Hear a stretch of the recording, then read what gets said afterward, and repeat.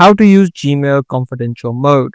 If you want to send sensitive emails that can't be forwarded, copied, or downloaded, you can use the confidential mode so that an extra layer of security is added in, and you can also add in an expiration date. To do that, make sure you click on Compose on your Gmail, add in the recipient, the subject, and the text, whatever you want to send in.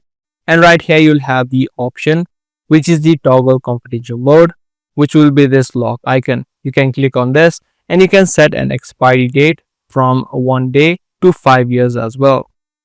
Other than the expiry date, you can also choose to add in a passcode by clicking on SMS passcode. This way, the other person needs to add in a passcode in order to access this email.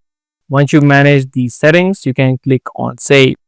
Now, with this type of email, what you can also do is revoke the access that you just added in or send as an email. If you head over to the Send section, just find the email that you just sent, and right here it's going to show you when the email is going to expire, and you'll also have the option called Remove Access.